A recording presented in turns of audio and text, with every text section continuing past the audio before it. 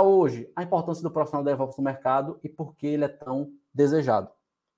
Joia? Primeiro, o que é DevOps, né? Aqui eu fui realmente buscar a referência para trazer a referência mais próxima do que estão definindo hoje, porque DevOps é algo extremamente novo. Antigamente não se falava nem que era uma carreira, era uma área, mas hoje toda vaga que você encontra fala aí o profissional DevOps, né? Então, na documentação da AWS fala que o profissional DevOps é filosofia cultural, práticas e ferramentas que aumentam a capacidade de uma empresa de distribuir aplicativos e serviços em alta velocidade. Pense como era há 10 anos atrás para você colocar uma aplicação web no ar, né? Então, aqui você pode ver como é esse fluxo, processo de build. Aqui é no cenário que você utiliza as práticas DevOps, né?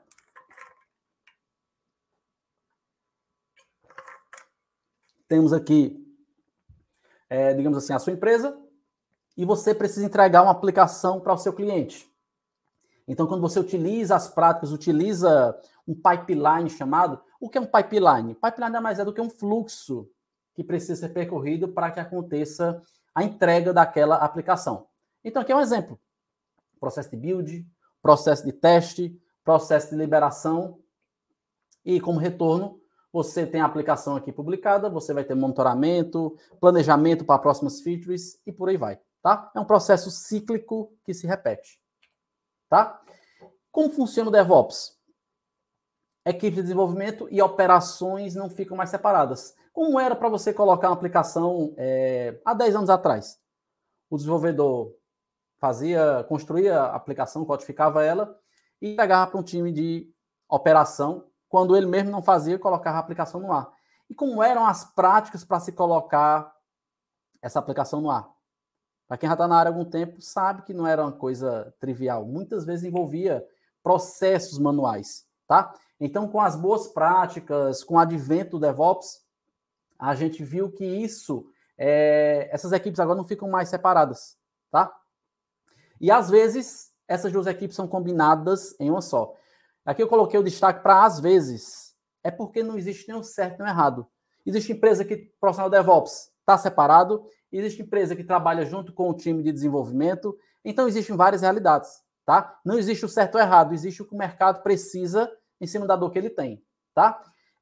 Os engenheiros trabalham durante o ciclo de vida inteiro no aplicativo, certo? Imagina um time de desenvolvimento que não tem expertise com a AWS. Isso é cada vez menos atípico, mas muitas empresas têm isso.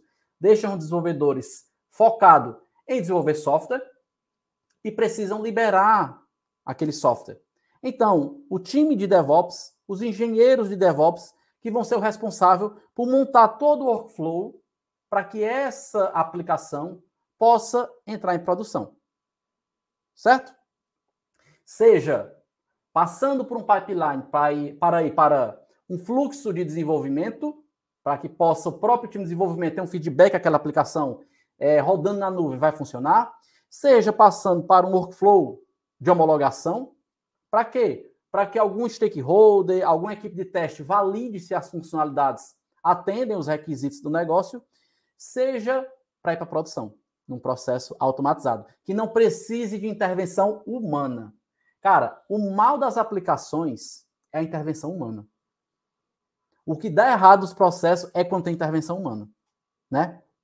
Então, é isso que é uma das grandes lições aprendidas com essas práticas DevOps. É cada vez menos ter intervenção humana. Quando tem intervenção humana, gera improdutividade, gera erros, gera insegurança e por aí vai, tá? Da fase de desenvolvimento e teste à fase de implantação e operações. Foi exatamente o que eu coloquei agora. Desenvolve várias qualificações não limitadas a uma única função. Então, quando você fala do profissional DevOps, o escopo não é extremamente, digamos, um escopo estrito, certo? Dependendo da vaga, pode ter mais ou menos qualificações que eles esperam do profissional DevOps. Tem vaga que quer que o profissional DevOps até programe, certo? Isso não é atípico você encontrar, tá? Então, você tem que procurar a vaga que tenha mais fit com as expertises que você tem. Por isso que tem vaga, vai no LinkedIn, engenheiro DevOps, Analista DevOps, profissional DevOps. Cara, os requisitos variam absurdamente. Variam absurdamente, tá?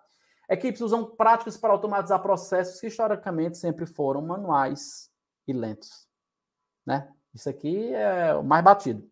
Quando você vê uma empresa diz, ó, cara, libera a versão, aí vai lá, vamos supor que uma aplicação em .NET, por exemplo, e o dev entra na ideia dele, lá no Visual Studio, vai fazer o deploy da aplicação, botão direito, fazer deploy, publicar a aplicação, para o processo ali manual. Será que isso escala? Pense na série de problemas que você tem só nesse fluxo que eu coloquei, que ainda hoje é muito comum acontecer isso.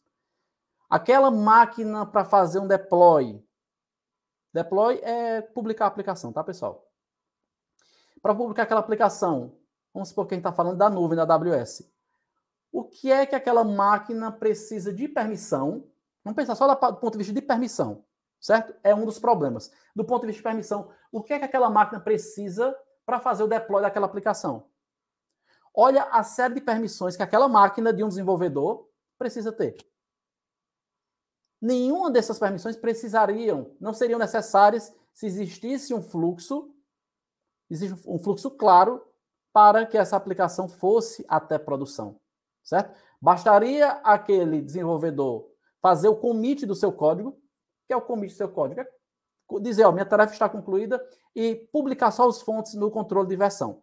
E a partir daí ser disparado vários fluxos para que esse código suba, seja para a nuvem, seja para a VPS, seja para a nuvem para a AWS, seja para onde for, certo? Quais são os benefícios do DevOps, né? Aqui, claro, a gente já vê velocidade. Esse fluxo que eu acabei de colocar. A liberação manual.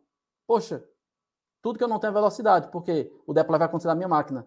Então, isso, além de tudo, gera improdutividade, tá? No cenário de velocidade, a gente também pode contar com microserviços. E no que é microserviço? Imagina uma grande aplicação, certo? A própria AWS é um exemplo de grandes microserviços, certo? Cada serviço da AWS não é uma aplicação só, o console da AWS. São vários microserviços gerenciados por times menores. Então, por estar em microserviço e ter fluxos automatizados, cada time consegue fazer seu deploy de forma separada e aqueles serviços conseguem conversar, certo? Entrega contínua. Esse exemplo que eu acabei de colocar, um desenvolvedor que faz o deploy manualmente da sua máquina e outro onde ele apenas com um commit no seu código dispara fluxos automatizados que foi construído por algum profissional DevOps. E a partir daí, ele fez um commit. Fez commit para qual branch? Fez commit para o branch dev. Então, dispare um fluxo automático para fazer um deploy para um ambiente de desenvolvimento, rodando teste, etc. Se não der certo, execute um fluxo alternativo. E a partir daí, uma esteira de operações são executadas, tá? Então, isso é o que é chamado de entrega contínua. Entrega rápida. Aqui entra também aumentar a frequência de deploy. Antigamente você via muito, acho que hoje ainda existe, muitas empresas dizem assim, então, o dia de deploy é a quinta-feira. O dia de deploy é quarta-feira, só rola deploy aqui uma vez por semana. Por quê? Porque é um processo moroso, tem que passar por uma série de operações. Qual é o grande problema disso? Se falhar, para desfazer é muito mais trabalhoso.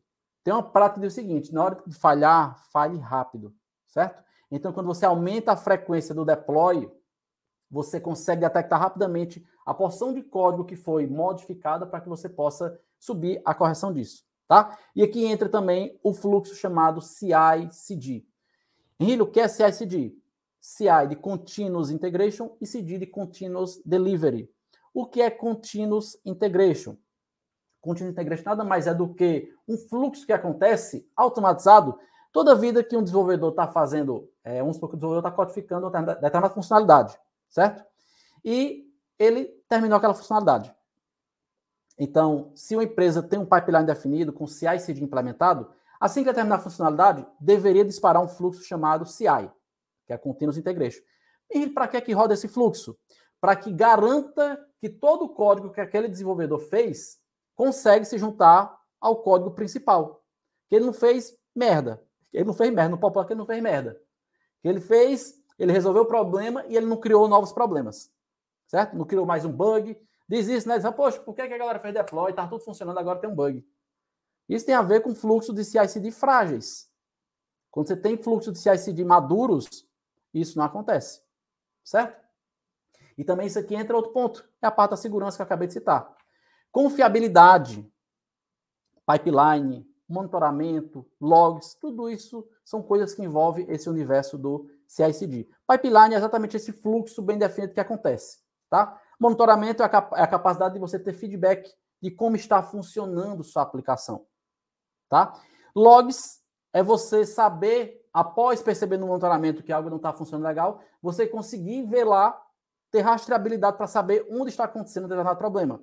Exemplo, fez um deploy, não conseguiu pegar naquele pipeline, naquele fluxo de CI/CD, então você pode recorrer ali aos logs para ver o que está quebrando na sua aplicação. Escala é outro ponto muito importante. Com todo esse processo automatizado, dá para você escalar os seus projetos, certo? Imagina esse fluxo manual que eu falei de deploy, um desenvolvedor consegue fazer deploy da sua máquina. Aí você tem agora vários desenvolvedores. Como é que funciona? Quem é que faz deploy primeiro? O deploy que ele está fazendo não está sobrepondo a funcionalidade que o outro fez? Então, fica uma salada grande quando você não tem esses fluxos definidos, tá? E também essa parte de segurança. Cara, é muito complicado quando você pega um projeto e você vê que a máquina do desenvolvedor está cheia de permissão na AWS, comprometendo a segurança do sistema, tá?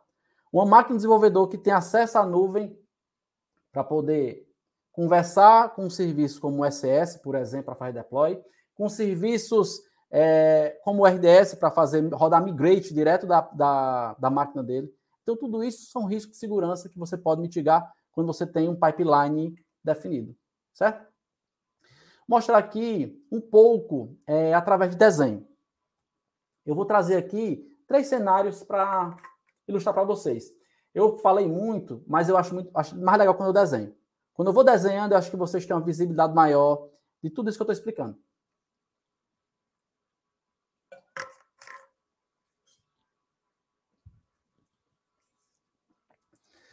O P2 compartilhou aqui, ó, acho que era sobre o processo de deploy, né? Eram manuais, pesadelos, zips gigantes, ambientes de dev, QA, prod diferentes, códigos iguais e comportamento diferente. Aqui é o cenário do caos. É o cenário do caos. E no cenário desse, ali isso é um deploy na sexta-feira. Pronto, aí, meu amigo, é o cenário completo, é o desastre completo do final de semana. Mas acredito que até hoje tem empresa que trabalha assim ainda. Muitas empresas, tá? Então eu vou passar aqui para vocês 3 cenários para a gente evoluir na nossa linha de raciocínio, tá? Cenário 1, eu tenho um server e um dev programando, tá? Cenário bem simples. Cenário 2, N servers e um dev, certo? Cenário 3, N servers e 3 devs. Cenário extremamente simples, pessoal, tá? Eu sei que tem pessoas aqui de vários níveis, sei que tem pessoas, inclusive, em transição de carreira. Tem a parte mais técnica que eu compartilhei aqui, mas agora eu quero ir para uma linha mais visual. Através dos desenhos aqui, acho que vocês vão conseguir enxergar. Para quem não entendeu, uma explicação sobre essa parte de pipeline, CI/CD, e por que isso tudo é uma solução para um problema maior que já existe. Certo? Então, vamos lá. Bom, vamos lá. Bom, cenário 1, eu tenho um server e tenho um dev. Certo? Como é que esse cara aqui libera a versão? Imagine que esse cara aqui é um dev. Nesse caso aqui, como esse fluxo ele está fazendo aqui, isso aqui é passar um nariz, né? Ele vai ficar triste. Por quê? Porque o deploy acontece na máquina dele. E da forma que acontece aqui, tá? Quando o deploy, ele está fazendo deploy aqui, o que acontece? Ele tem que abrir lá, vamos colocar aqui, senão que eu coloquei. Só que o problema maior não é nem estar na máquina dele. Ele faz o deploy da ideia dele. Ele está ali no Visual Studio, por exemplo, vamos usar o Visual Studio como exemplo, e ele vai fazer o deploy da máquina dele. Essa aqui é uma máquina que está na AWS, tá? Aqui é a rede da AWS, tá? Vou colocar aqui VPC. E aqui vai ser uma EC2.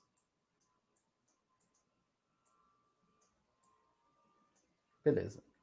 EC2 é a máquina virtual, Tá? Como é que esse cara faz deploy hoje? Eu vou colocar, vai ser parecido com o cenário que o P2HM compartilhou. Ele vai ter a geração de um zip, que acontece através do Visual Studio, tem um processo de publicar. Isso aqui vai jogar direto para a máquina EC2. Certo? Quando ele joga isso direto para a máquina EC2, o que acontece aqui? Primeiro, ele tem um problema claro aqui de velocidade em liberar a versão. Certo? Esse deploy vai sair da máquina dele e vai para a AWS direto para uma máquina EC2. Então aqui, isso aqui é um processo demorado. Provavelmente, essa aplicação aqui, eu vou colocar até outro item aqui que eu não coloquei, ó. Disponibilidade. Esse ponto aqui é crucial também.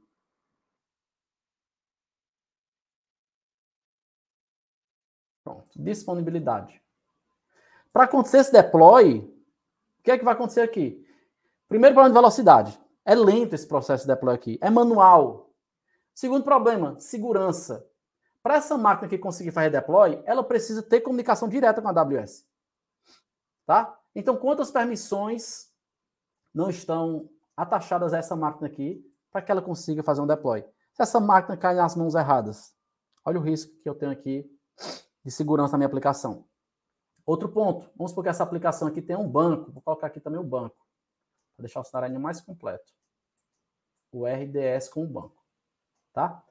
Então, essa máquina aqui vai também se comunicar com o meu banco. No caso aqui, o banco de produção, né? Olha as brechas que ficam aqui de segurança. Processo. Outro ponto é o processo. Imagine que essa máquina aqui cai. Certo? Essa máquina aqui caiu. Sobre o nosso processo aqui, como é que faz para esse ambiente retornar? Como é que faz para subir outra máquina e aquilo ali funcionar?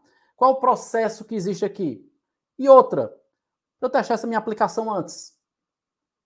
Subir para um ambiente alternativo para que aconteça um processo, passe por um stakeholder para que ele possa fazer uma validação. Stakeholder é uma pessoa envolvida com o projeto, que ela possa validar se a funcionalidade que eu entreguei está ok.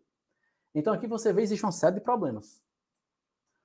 Outro problema, rollback. Se eu subir uma versão com bug, e aí, como é que eu volto essa versão? Como é que eu volto essa versão? Aqui eu estou trazendo problemas para vocês realmente refletirem o tamanho do problema que existe e por que um profissional DevOps é tão desejado pelas empresas. É um profissional que vai ajudar a resolver esses problemas. Certo? Outro ponto é disponibilidade. Fiz esse deploy aqui. Beleza.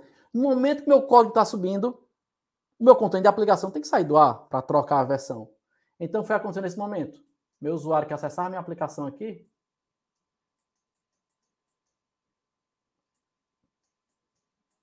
a aplicação está fora. Olha a série de problemas que eu tenho aqui. Né? Agora, evoluindo esse cenário. Vou trazer meu checklist para cá agora.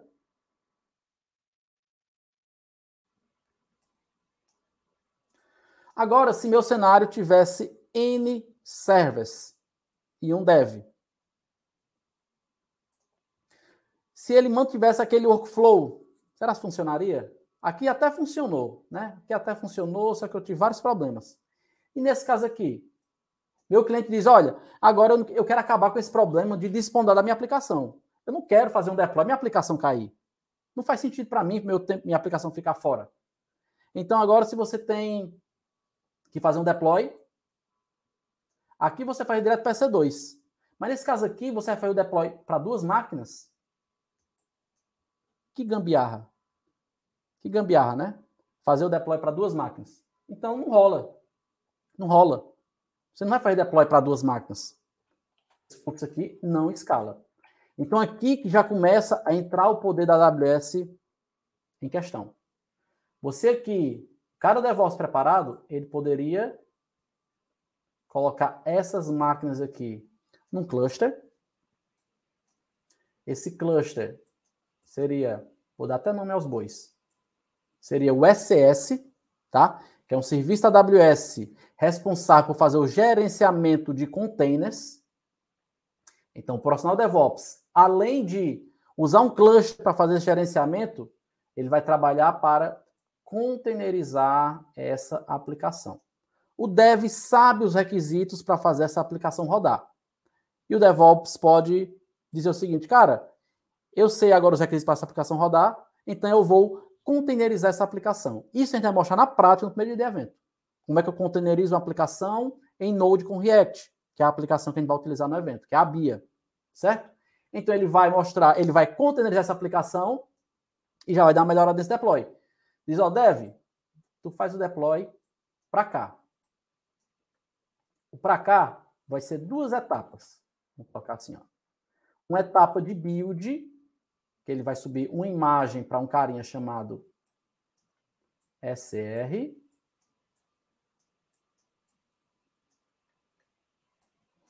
E depois uma etapa de deploy para carinha chamado SS. E aqui por dentro da AWS vai acontecer a comunicação entre esses dois serviços. Esse aqui tem a imagem que o Dev liberou, tá?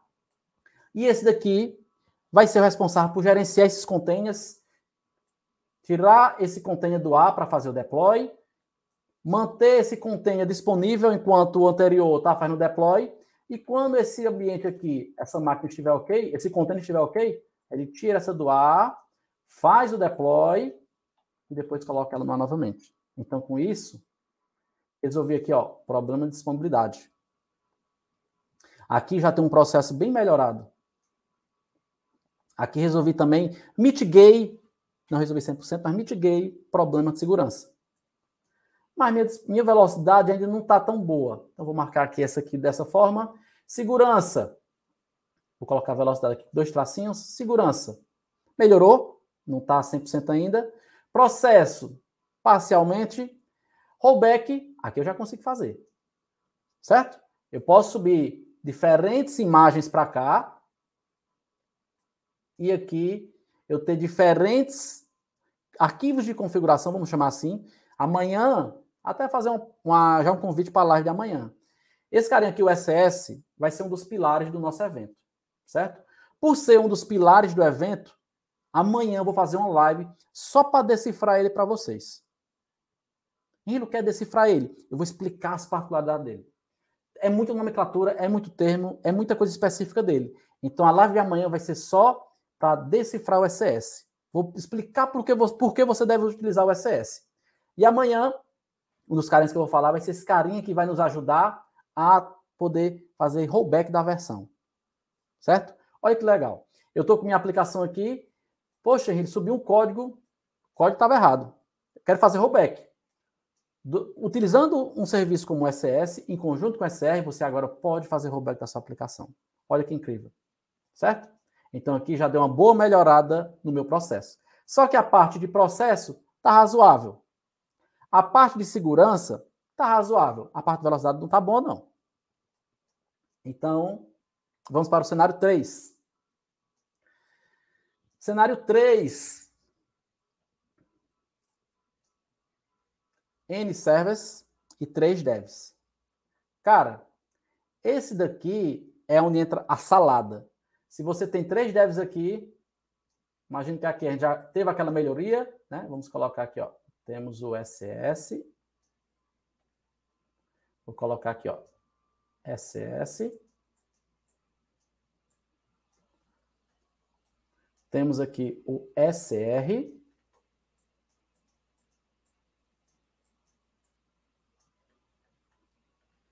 E aqui o DevOps viu que o buraco é mais embaixo. Entrou mais dev no time.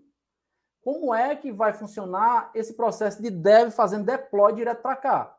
Subindo imagem para o SR e fazendo deploy direto para cá. Isso aqui não funciona mais. Quando vinha só de um canto, quando vinha só de uma origem, era um dev só, até funcionava. Até funcionava. Porque se deve fazer um deploy, depois que ele iria fazer outro, não ia fazer um deploy em cima do outro. Agora, quando tem 3 devs trabalhando, complica mais, tá? Pessoal, esse processo pode ser muito mais elaborado. Eu estou trazendo simples para que vocês possam entender os problemas e as possíveis resoluções deles, tá? Então, nesse caso aqui, esse processo aqui não funciona mais. Tá? Então, o que é que o profissional DevOps pode fazer? Aqui eu vou colocar aqui, ó, o Git. Vou colocar aqui o GitHub. Vai ser o nosso repositório, certo? E cada dev agora, quando termina uma funcionalidade, ele faz o commit da sua tarefa. Vou colocar só esse primeiro. Esse cara aqui agora fez o commit da sua tarefa, certo? E diz, ó, fiz essa funcionalidade, commit está feito, entreguei meu código. Beleza. Então, o que é que o profissional DevOps pode fazer? Ele pode construir um pipeline, tá? Então, vamos colocar aqui, ó.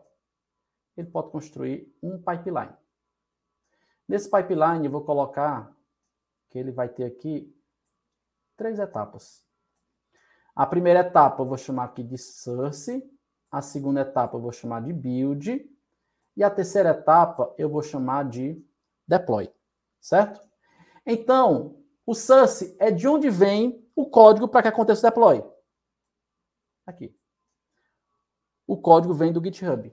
Então, nesse momento aqui, com esse pipeline definido, um workflow vai sempre acontecer. Vou colocar assim, ó. Um workflow vai sempre acontecer nessa linha aqui, ok? Implementar a funcionalidade, vai ser disparado meu workflow aqui. A origem, GitHub vai detectar, opa, aconteceu um novo commit. Beleza, então dispara o fluxo. Faz o build da aplicação. O que é o build? O build vai ser gerar a imagem para que ele venha para o SR. Ok. Parte 1, ok. Então esse cara aqui, ó, é o cara que vai se comunicar com o SR. Olha que incrível. E depois, chegou o processo deploy. Beleza, terminou o processo build, deu tudo ok? Deu tudo ok. Então faz o deploy. Então o deploy vai conversar com o SS, tá? Esse processo aqui acontece... Deixa eu colocar essa setinha de outra forma. Pronto. Acontece de forma enfileirada.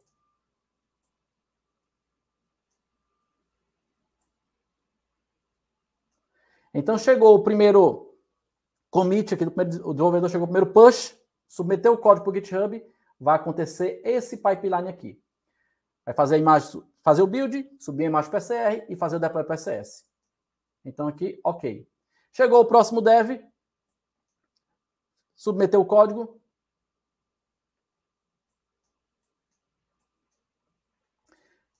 Código commit veio para cá, entrou esse fluxo aqui, só que para o segundo, o build dele não rolou. Certo? Build dele não rolou. Então o código para aqui, certo? E o deploy não avança. Então a aplicação continua no ar sem ninguém impactar nela. E o mais legal, esses caras aqui agora, o terceiro seria um deploy ok. Vamos colocar aqui também. Esse aqui seria um deploy ok. Então aqui aconteceria o deploy e o fluxo funcionaria. Olha aqui, pessoal, o que é que muda nesse cenário aqui? Trazer esses meus chequezinhos para cá. Olha só, pessoal, o que é que mudou agora nesse cenário? Primeiro ponto, nós mudamos aqui a parte da velocidade. Agora o desenvolvedor comita o seu código e segue sua vida, vai fazer a próxima funcionalidade. Velocidade, show de bola. Segurança. O dev agora não precisa mais de permissão na AWS. Ele vai fazer o commit do código dele, vai à próxima funcionalidade e vai fazer o trabalho dele. Então, segurança, ó, show de bola. Processo, que não precisa nem falar, o processo aqui está lindo. Rollback. Agora, se eu ver alguma funcionalidade em produção com problema, já tinha resolvido na etapa anterior. Aqui continua, ok. E disponibilidade também já tinha resolvido. Certo? Aqui, pessoal, um cenário bem simples. Fiz aqui, ó, 3 cenários evolutivos. Olha só. Olha como era no primeiro cenário. Olha como era no segundo cenário. E olha para onde nós vamos, para onde nós estamos aqui no terceiro cenário. Certo? Então aqui vocês puderam ver o quanto o profissional DevOps faz a diferença no circuito. Certo? Isso aqui tem a ver com organização, tem a ver com processo. Se um time desse tem 3 devs e tem esse fluxo definido aqui, para colocar mais devs aqui na jogada, é muito mais fácil. Agora imagine se não tem um fluxo definido e os devs é que são responsáveis por fazer o deploy. Como é que você faz para gerenciar esse ambiente? Cara, fica um caos. Um monte de dev com permissão que não deveria ter, então o seu ambiente fica bem complicado para crescer, certo? Então a escala certamente vai ser um problema para você.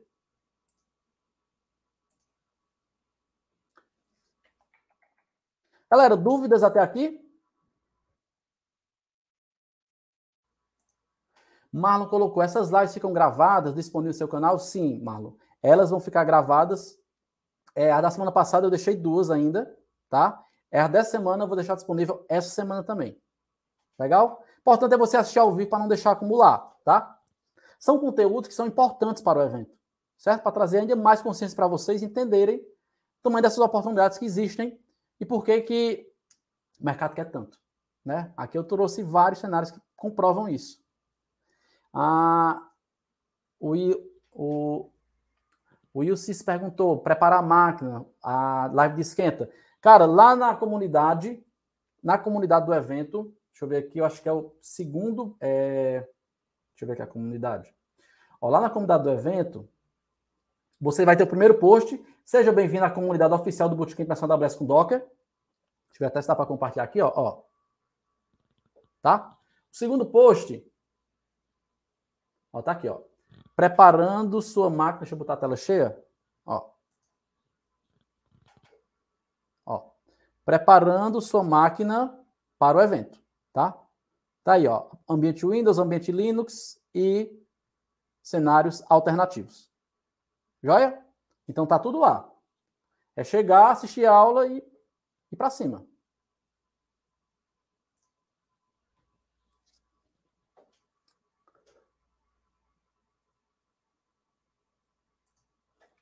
Úrsula, o processo de pipeline vai ser com Jenkins? Úrsula, durante o evento, a gente vai mostrar o processo de build e deploy na sua máquina, tá? A gente deve ter uma live extra, que eu vou mostrar como fazer utilizando o Code Build e o Code Pipeline da AWS. Show?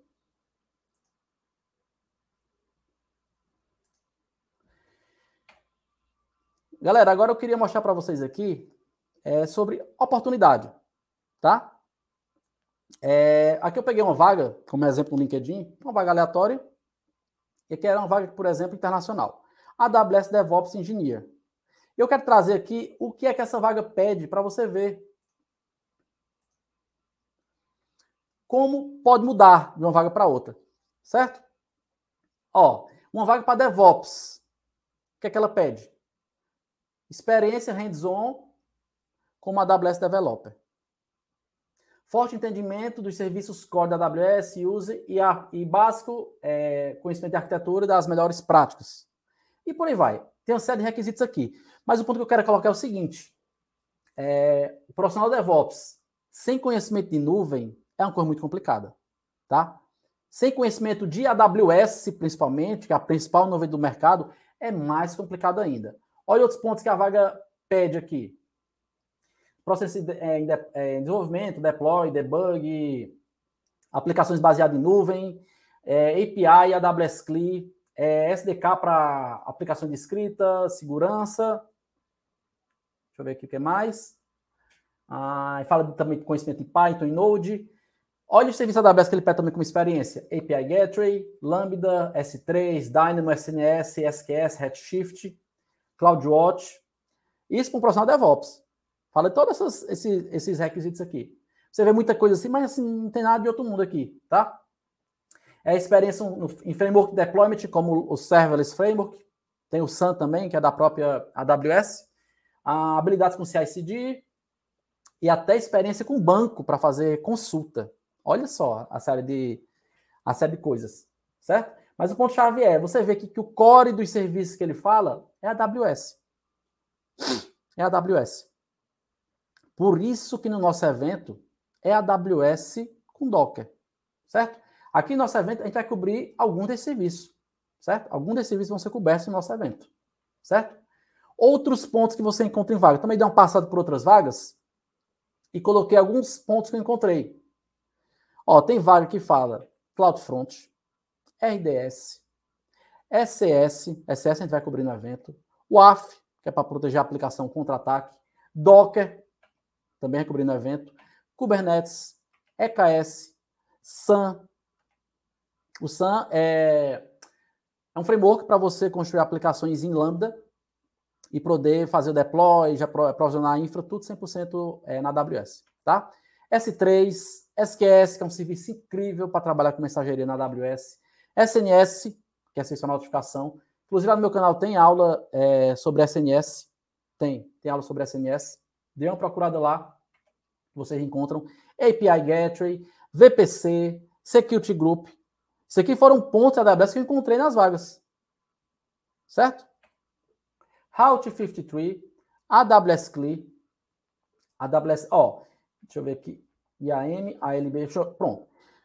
No evento, para você ver, no evento só, olha o tanto de serviço que eu vou cobrir aqui. Eu vou falar de RDS, eu vou falar de SES, vou falar de Docker, vou falar de VPC, um pouquinho de VPC, Security Group, Route 53, AWS CLI, IAM e ALB. Tudo isso no nosso evento. Certo?